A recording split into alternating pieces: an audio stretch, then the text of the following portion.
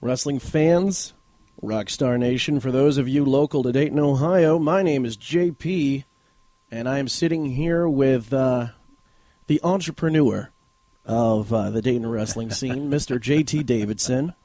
Absolutely. And, I'm glad we're doing this again, JP. This was absolutely fun last time, and I think we are going to enlighten some people. Well, enlightening doesn't include fireballs, does it? You know what? I am not, at this point, allowed to speak about that incident. All right. Well, I guess that one's off the docket. We are referring to this show as The Business of the Business. I myself have a degree in marketing, promotions, and broadcast journalism, and I have been managing international trade associations for the past 7 years. Yep, and absolutely. And I am a 12-year veteran of retail. I currently run 29 retail establishments.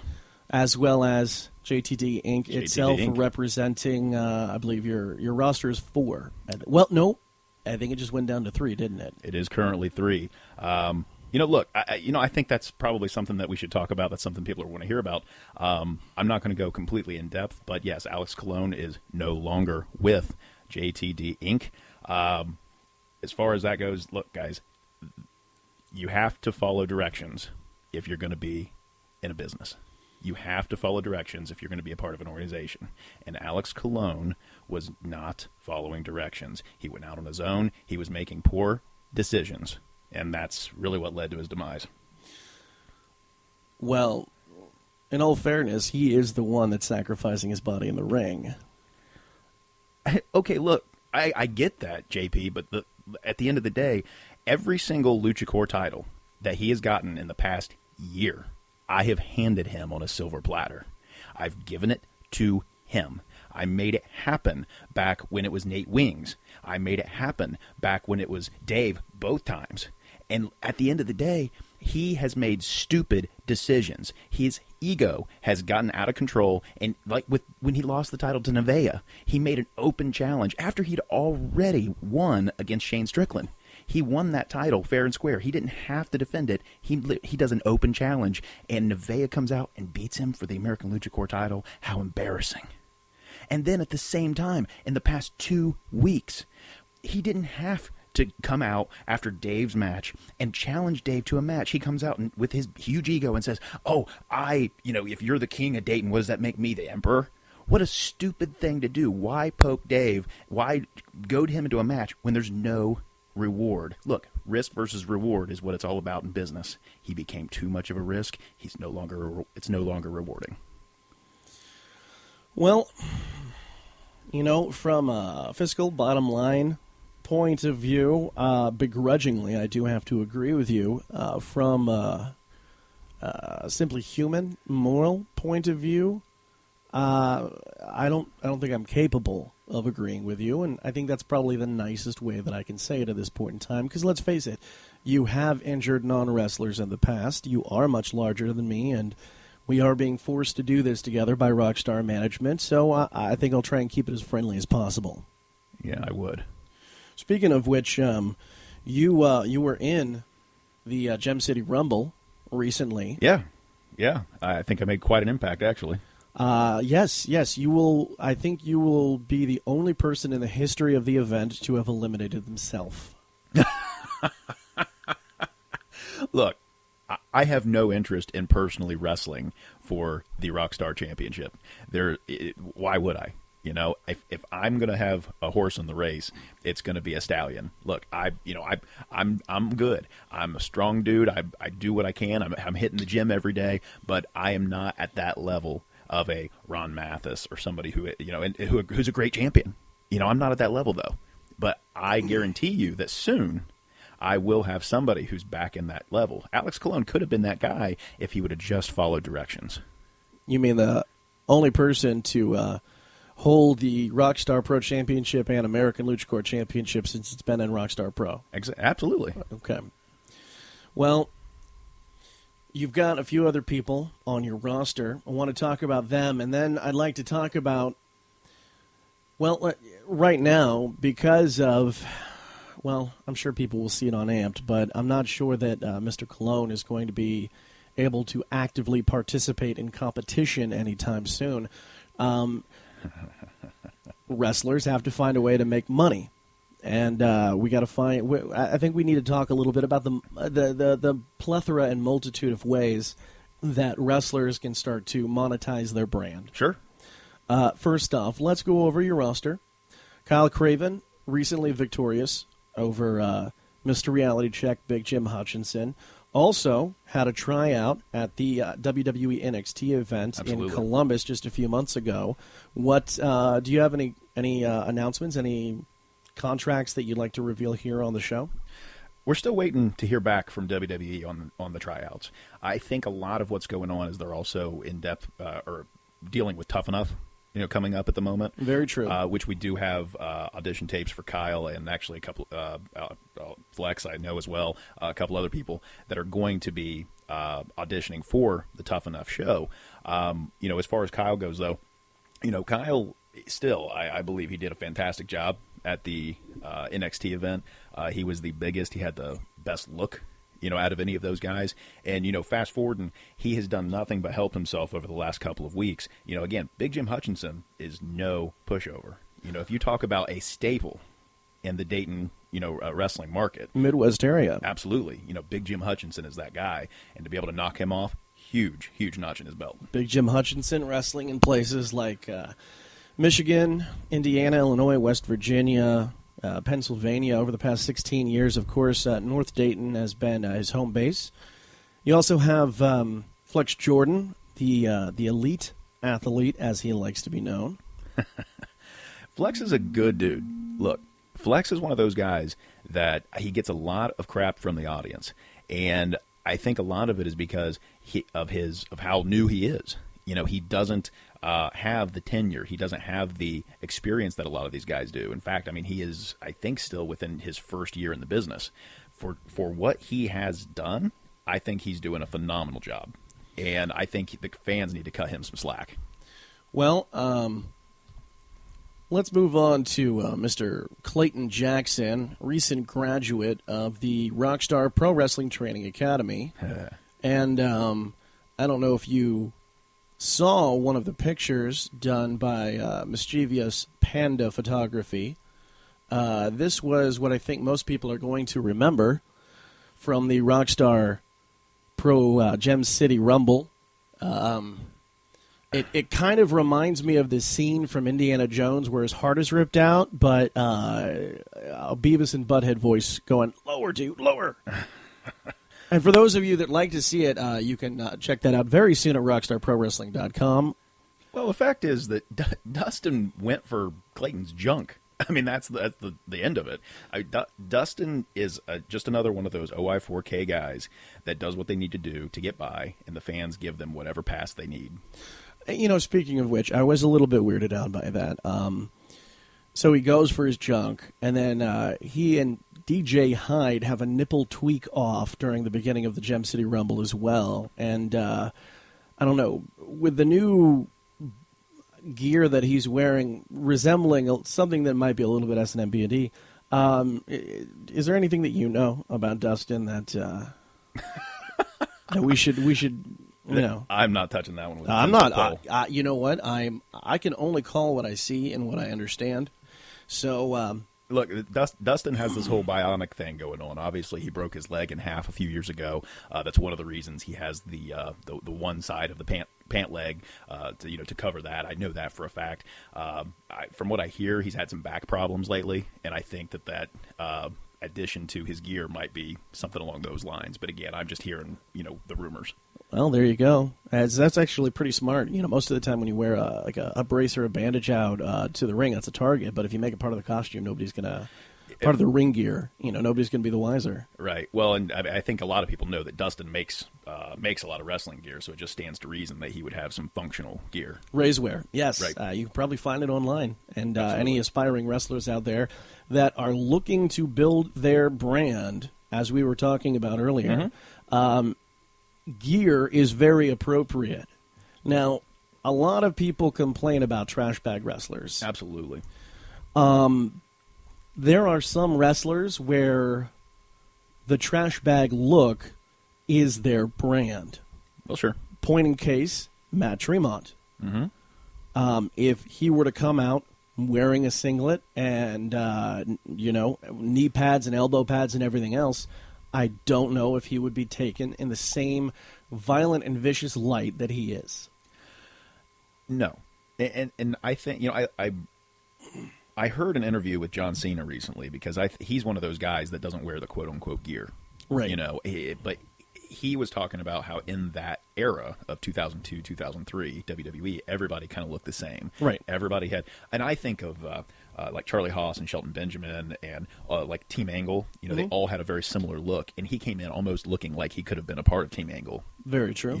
He came in, of course, as what was his gimmick back then? The Ruthless Aggression. Yeah, Ruthless Aggression. Yeah, he came in and all he had was the name John Cena. He'd been going under the name The Prototype in OVW prior to that. Yeah, right.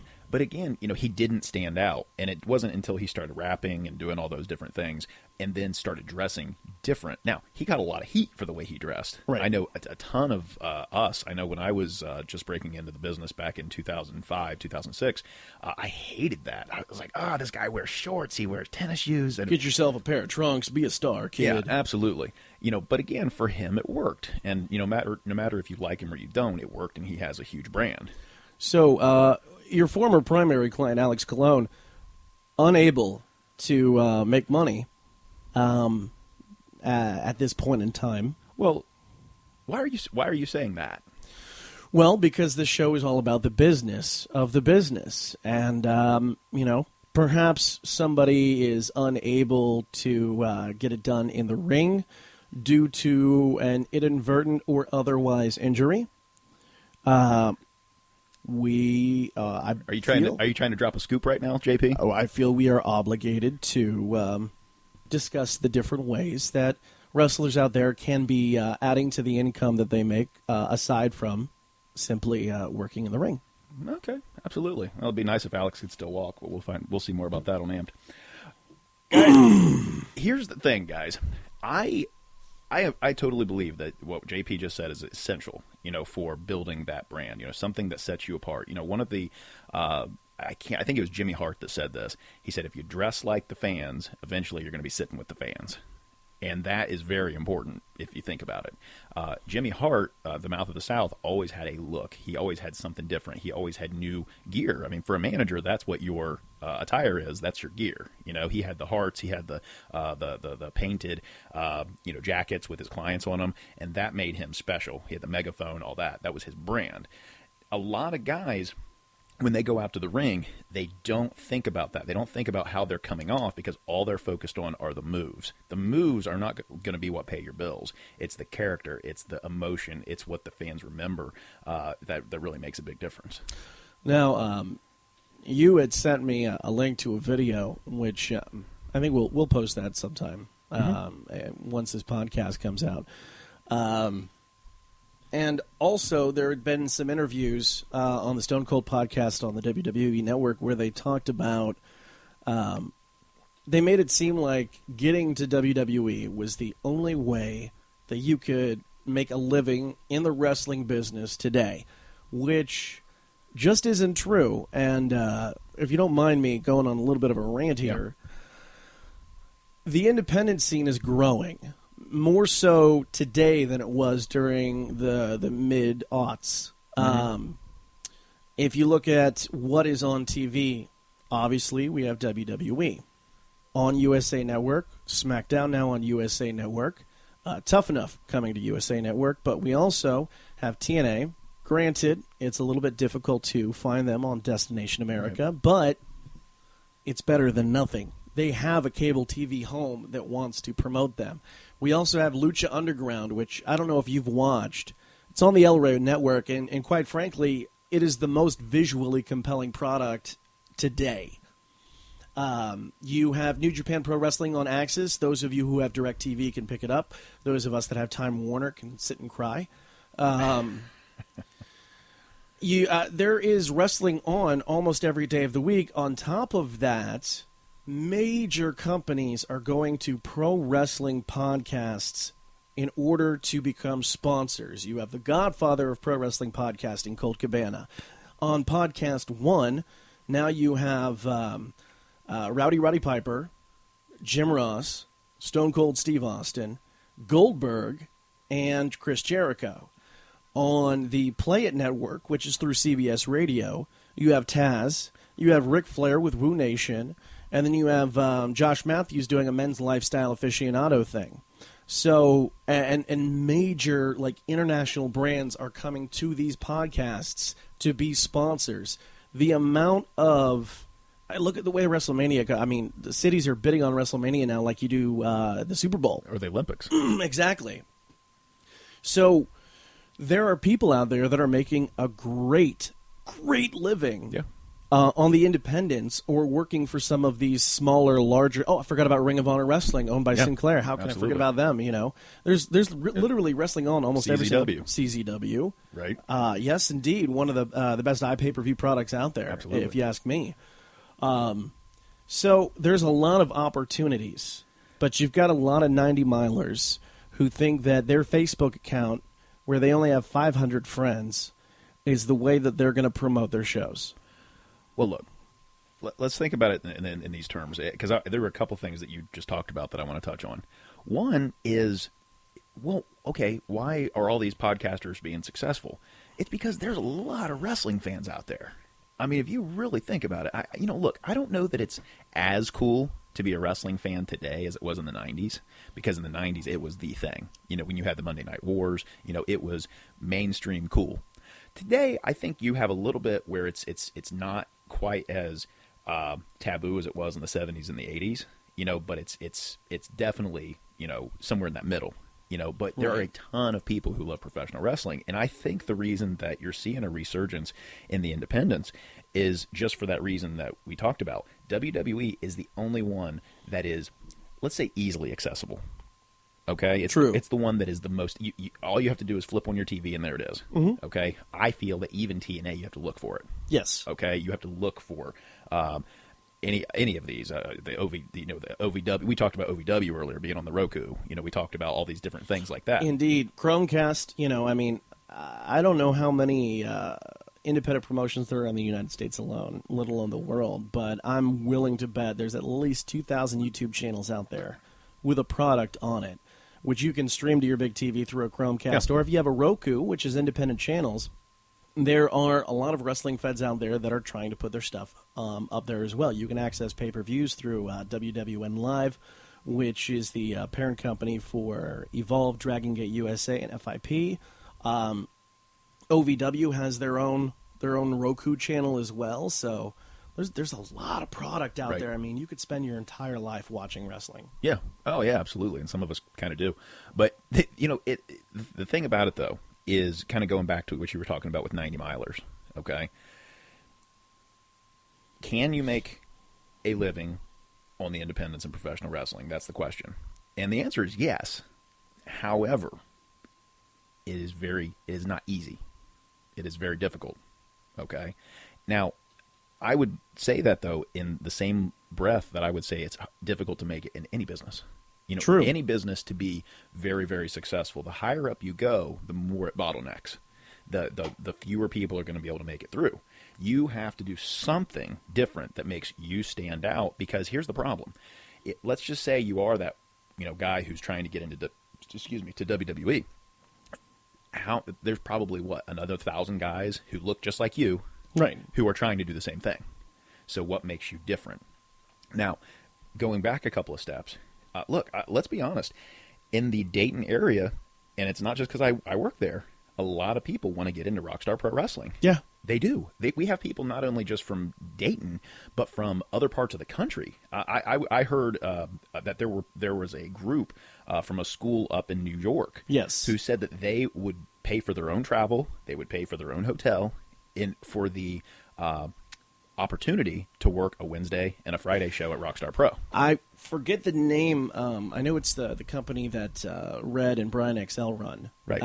But the tag team is called the Falcon Corps. Right. And they're going to be at the next Rockstar Pro show, as well as, I can't remember the full lineup right now, but if you check out the Rockstar Ludus Facebook page and Twitter account. You'll see Yeah. all the details there. But we've got people from New York, people coming up from Florida, people coming in from Tennessee, everywhere, Yeah. all across. I heard we just heard a story about just a random promotion that reached out to us just to tell us that they were hearing good things about us from like Washington State.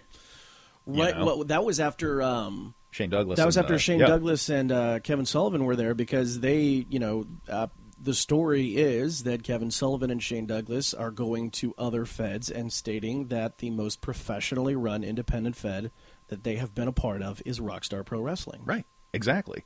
Now, I'm not just talking this to just put us over. That's not the reason I'm saying this. But even on our level, which is, let's call it the upper echelon of Ohio wrestling. Sure. Let's just call it that. We have so many people trying to come in. The problem is, if you look at a lot of these guys, again, the same problem that the WWE would have, we got 5 or 6 guys, looking to fill a spot that literally any of the 5 could do. Right. Or maybe only one could, but they all have the same look, the same Well, gear, whatever. You know what? Let's break it down a little bit earlier. In the cost phase, okay? Because I think it's important for the wrestling fans to realize the amount of money it costs to be a professional wrestler. Sure. Okay? First off, in the state of Ohio, you do not need to be licensed No. by the Ohio State Athletic Commission. However, That's a whole other topic, though. I could talk about that for a long time.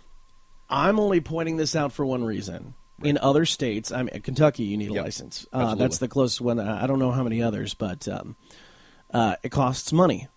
You have to pay fees to be licensed, which lasts, I don't know, is it yearly or every It's other? it's a year. It's a yearly thing. Okay, so that right there. If you want to branch out past Ohio, you have an expense. Yep. You have to drive because a lot of these promotions, they might not be able to cover your trans.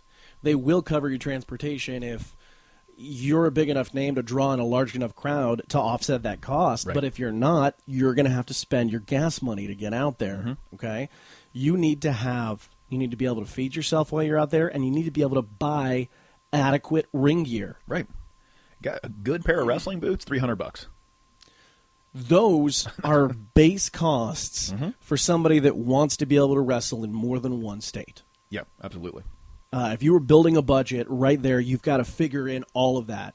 Not to mention, if you're still trying to find places to train, you've got to have either a gym membership or be going to a school like Rockstars that has gym equipment there for you to be able to train physically, not only in the ring, but simply, your body as well. Right. So that's going to have a regular cost as well. This is all bare minimum for people that are actually serious about being in this business. Okay? So for the fans out there that think that it's all, rock star lifestyle, champagne waterfalls and half-naked women, no, it's not that at all. No. It's a lot of grinding it out and a lot of sleepless nights. Well, talking about the price, though, just the physical toll on everybody's body. I gotta tell you, that's a huge price. And you don't necessarily pay it every single night, but trust me, when you get to be in your 30s and you've been doing it for 10 years and things along those lines, that is something that you've paid dearly for. Very true. Very true. Well, I think you are a prime example of that. Let's face it, you were fairly active as an independent wrestler. However, you were also very good as an entrepreneur. Let's face it, your track record speaks for itself. I'm not trying to blow smoke up your ass or anything like that. You were able to transition out of being an active wrestler into representing wrestlers very well. Right. Not everybody has that option. They're not as gifted in that area as you are. But what would you say was it the miles on your body? It's a part of it. Okay, like I have migraines all the time now from a couple of neck injuries that I sustained probably 5 or 6 years ago. I was in a HWA ring, and I don't know if they had put the planks in. A lot of people might not know this, but there's 2x12s, they boards that typically get put across the ring as the base. And what happens with 2x12 planks, if you have used them time and time and time again, they start to bow in a specific direction. And what happened in this particular ring was that they did not make all of the boards face the same direction. So we had planks that were facing up, some that were facing down, and then they put the mats on over top of that. Right. Well, what happened is during the match, you'd start to run the ring, and these things would start to what I call piano key. And, so you'd have a board up, board down. I was actually in a match at the time with Matt Taylor and I cannot remember. There was a triple threat match. I can't remember the third guy. But I fell backwards in the ring, and one of those boards just happened to be popping up at the same time and cracked me in the base of the skull. So again, it was one of those things where it really hurt my neck. My fingers and toes went numb, different things along those lines, and it scared me to a level, along with some personal stuff that was going on with me at the time. I was, about to get married and things along those lines, that I was like, I'm done. It just scared me to that level. You found somebody that would be willing to be married to you? I make a lot of money, JP. That's all I can tell you. It's not love me because I'm a good person. It's love me because you're a bat swing away from a fortune. There you go. All right. Well, we've talked about, and let's just face it, unless you have another job that provides insurance, being prepared to pay for medical bills out of pocket is another cost. I think that's one of the number one worries of most independent pro wrestlers, is, oh man, what happens if I get hurt? What happens if I get hurt? Because that, you're talking, you're not talking $300 for a pair of boots anymore. Now you're talking, $3,000, $5,000, $12,000, $20,000 in medical bills. And how do you pay that back? Very true. Aaron Williams is getting a reconstructive knee surgery.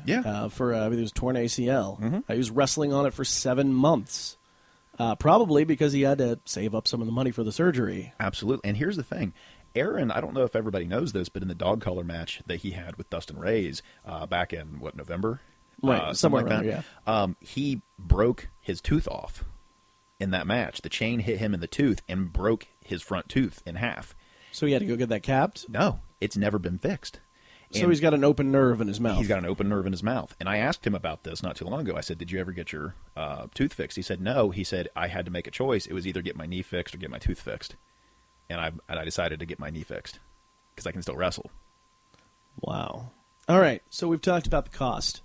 The cost is evident, and for any wrestling fan out there, you guys need to realize that if you want to support not only your favorite wrestlers, but independent wrestling in general, a lot of people are investing their own money and time with very little payback in order to make these shows happen.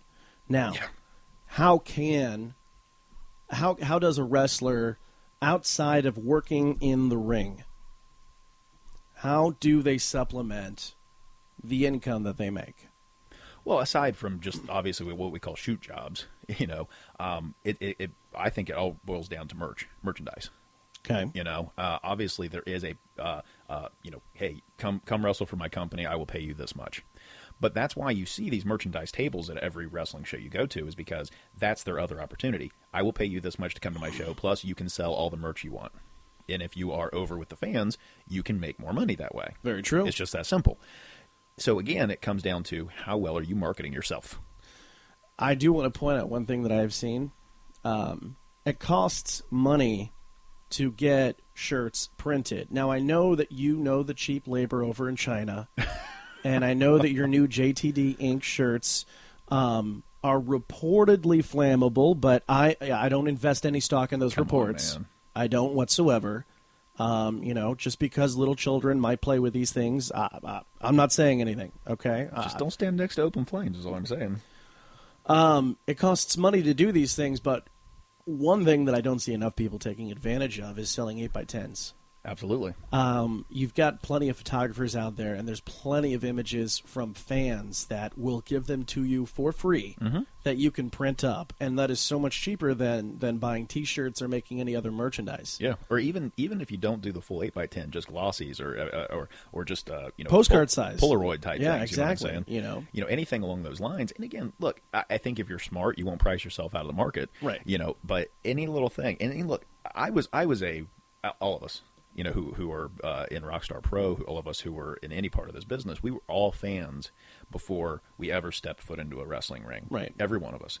I have in my office at home a signed literally Polaroid of myself, Harley Race, and Ricky the Dragon Steamboat standing in an HWA ring. There you go. Back when I was probably 16, 17 years old. There's a Shelton Benjamin signed Shelton Benjamin pick up there on the back wall, and I've got all sorts of those hanging around here too. So, but the key here is that I paid for it. Yeah. I paid for that I paid for that Polaroid. Right. And guess what? It didn't cost them a dime. They Right. had a Polaroid camera. Yeah. They took a picture. They both signed it, and didn't cost them a dime. And I probably paid them $10, $15. I'm guessing. And the fans that are buying that, like when you bought that, you didn't buy it to have a picture. You weren't going, okay, how much is the actual cost of the photo paper and the labor involved? You were buying it because every time you look at that, you have a memory that probably Absolutely. in your mind, the perceived value.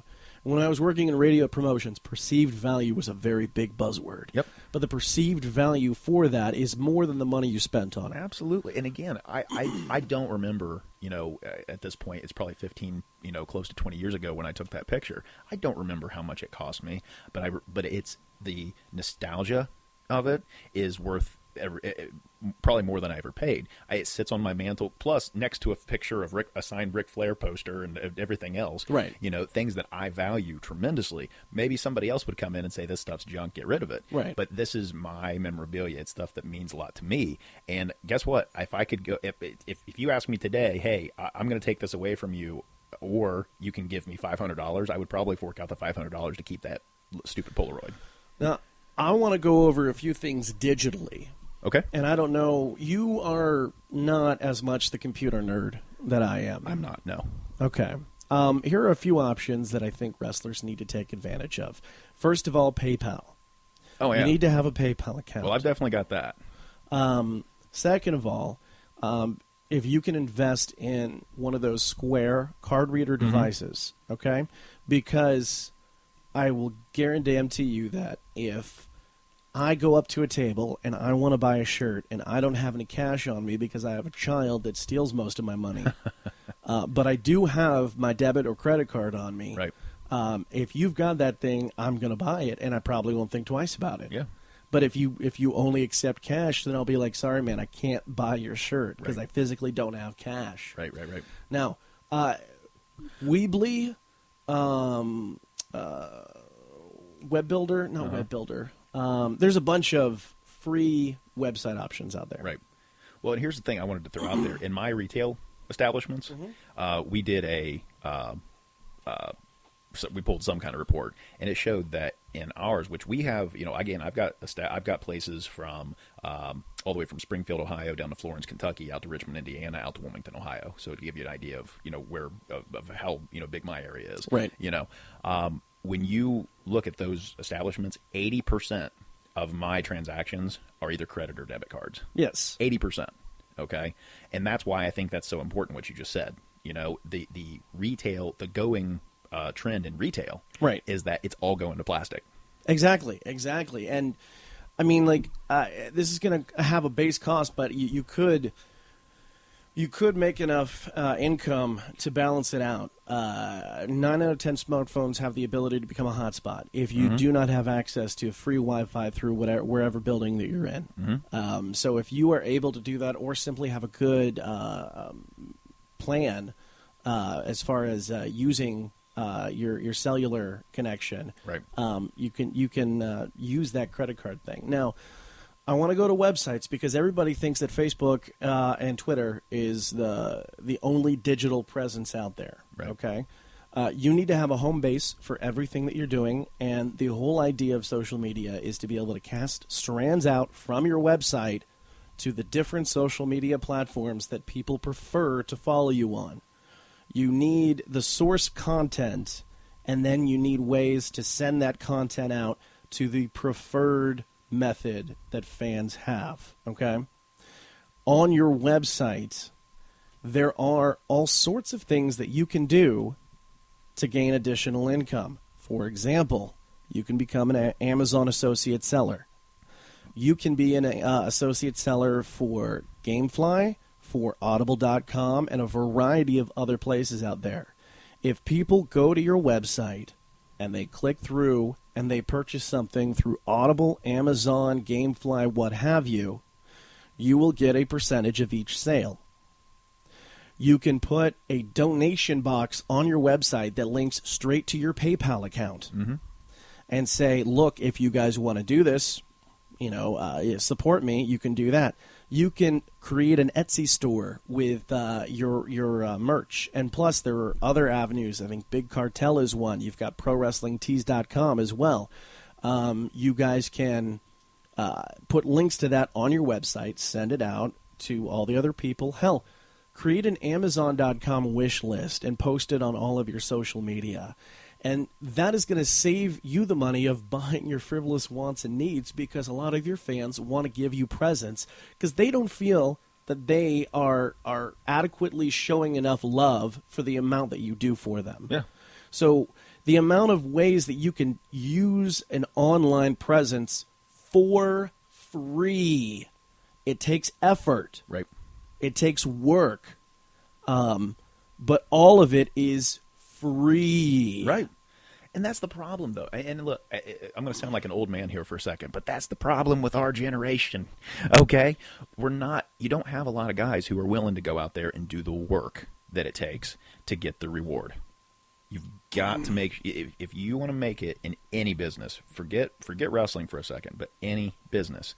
I one of the big things in my real business is the fact that we pay commission out on our sales. Right? And I have people all the time who will come to me and say, oh, I just don't make enough money here. And I say, what do you mean you don't make enough money here? Let me see your commission. Oh, I really didn't make a lot of commission. So you're not selling. Oh, well, that's a problem. So how about this? Maybe if you would actually get out on the sales floor, actually, talk to people, actually get into the conversation, get them to buy into you, maybe they would buy more product from you, and maybe you would make more money. Does it sound like I might be talking about something else here? Yeah. I'm tying something in, okay? This professional wrestling, at the end of the day, if you look at it, and look, I don't think I'm letting any big cats out of the bag here. I think everybody knows this. It's all about sales, okay? Selling yourself, selling your character, and again, once you have that, selling your merch. That's what it's about, okay? Now, I believe wholeheartedly that I'm not, there's no fans out there going, what is JT talking about? This is ridiculous. I don't believe I'm busting down any doors here. Okay. Everybody's got a podcast. Everybody's had a shoot interview. Everybody knows this, but if you're a professional wrestler or an aspiring professional wrestler, just throwing on a singlet, just throwing on a pair of boots, just going out there and doing some moves, you're going to be cool. You can call yourself a professional wrestler, but are you a worker? That's a big difference. I remember listening to Cole Cabana's podcast. He was talking to M-Dog20 Matt Cross, who's at this point most famous for his Son of Havoc gimmick that he's running on Lucha Underground. But Matt Cross brought up the point that Cabana said to him, are you a professional wrestler? Mm-hmm. And Cross said, yeah. And he's like, then fucking act like it. We can bleep that out later. The point is that you're not putting in the extra work. Now, we spoke about CZW. We have a great working relationship with CZW through Rockstar Pro Wrestling. I was talking with DJ Hyde. DJ Hyde brings in a multitude of guest trainers. Mm-hmm. In addition, he has brought in people who can teach you how to pose for promotional pictures. Oh, yeah. He has brought in people to teach you how to fully utilize social media to get the biggest ROI, return on investment. Possible. Oh, and one other way to make money, if you have a phone with a forward-facing camera, you can create a YouTube channel. And if you can get enough fans to subscribe to your YouTube channel, you can monetize your YouTube channel as long as you are not using any trademarks in it. Mm-hmm. Another free option where you become a content creator and get paid for it. Right. There's a lot of options out there. Sorry. Anyways, I get a little frustrated by this because this is something that has been my bread and butter for the longest time, and I've talked to so many people in this industry about this, and they go, yeah, it's something I'm planning on doing, man. It's a yeah. Right. well, like I said, there's what's the average match run right now? Maybe 10 minutes. Yeah, 10-minute match. So your entire day is going to revolve around 10 minutes of your day. Yes. Okay. So what are you doing with the other 23 hours and 50 minutes? That's the question. Some people do have to sleep, so I would subtract 8 from that 2350. Okay, that's fine. That's fine. If you want to sleep, then, you won't be as successful as me. But the fact is that these guys... That's why you are the way you are, because you're sleep deprived? Seriously, dude, buy some melatonin and chill out. Hey, man, I'm just saying. But look, these guys, need to understand any of them. If you're, first day, first whatever. Look, I'm saying this not as a guy in the wrestling business right now, okay? But I'm talking about a guy who does run a successful business. If you are not working harder than everybody else, you're going to get left behind. That's the way I see it. You might be popular in your little area. You might be a popular person. But again, how much is the business helping you? It all depends on how much effort you put into it. How much everything you just talked about, all the options, we are in a wonderful digital age where there are so many things that if you were a worker in the 80s or even the 90s or early 2000s, you would never have had that option, to monetize yourself. Imagine a guy like Hulk Hogan, if his prime would have been today. Imagine a guy or a group like the Four Horsemen, if they would have been around today and had the sales options, the online presence. Think about that. It's all about getting eyes on you, on your product. And, a group like the Four Horsemen, and that's who I guess I'm thinking of right now. They were a cool heel group. I don't know why I like them so much. I don't get it. But but the Four Horsemen, to me, they were down south though. They were in the NWA. Okay. Now, I've heard Ric Flair say many, many times if he would have had the WWF marketing machine behind the Four Horsemen, he's like Hogan would have been in the first match. I don't know, but you can definitely make an argument with that. But imagine if they would have had imagine if the NWA would have had social media. No, it would have changed the game completely. Imagine if they would have had, devices, devices like a monetized YouTube channel. Imagine if they would have had, all these things that you were talking about, where they could have made money without even going to a town. It changes the game. So I hope that we've enlightened a few people out there, and let's not forget, outside of all of these things, you need to be actively pursuing promoters saying, how can I get to wrestle for you? Yeah, absolutely. And for the fans out there, there's a lot of cost. If you want to support indie wrestling and you want to support your favorite indie wrestler, you need to invest in them. If you want to see them make it to the big time, you need to invest in them. And I'm going to flip the script on that one, and I want to say thank you to the people who do. Honestly, and this is not, JT Davidson, speaking right now. I was going to say, because but no, if it was JT Davidson, you'd be like, you know what? I'm awesome. So I'm going to thank myself for coming up with the best ideas. I am awesome. And I do thank myself for that. But, I realize, who, put it, the people that put that come to the shows and put their money down. That's what keeps the doors open at the end of the day. And, again, I thought it was kind of cool what what is his first match of the pay-per-view? What was the guy's name that was in that match? You just put me on the spot. Against Kyle Maverick. Oh, David Starr. David Starr, man, I totally went blank on that. Yeah, see, I don't represent him, so I don't have to remember his name.